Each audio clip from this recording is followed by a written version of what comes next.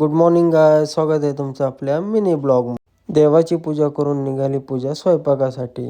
त्यानंतर मी गेलो आंघोळीला. आंघोळ करून मी आलो बाहेर, घेतलं मग मी पटापटा आवरायला. त्यानंतर आजचा आउटफिट तुम्ही बघू शकता गाईज. कसा वाटला कमेंटमध्ये नक्की सांगा. तोपर्यंत घेतला पूजाने स्वयंपाक आवरून.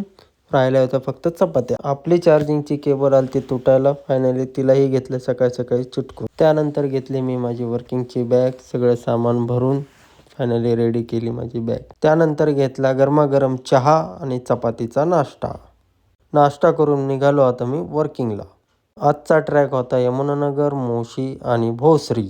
आपली शाईन लावली मी दावा बाजारला, तिथून निघालो मोशीसाठी. मोशीला पोचल्या घेतला फायनली पहिला कॉल करून. त्यानंतर सेकंड कॉल करून निघालो मी आता यमुनानगरला.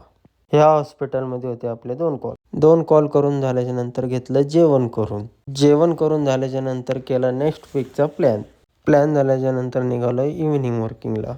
फायनली आजचं वर्किंग संपून निघालोय घरी. काढली आपली शाईन. त्यानंतर पोचलो फायनली घरी. पूजाला देतो आवाज तर पूजा बसली बेडरूममध्ये वेपर्स खात.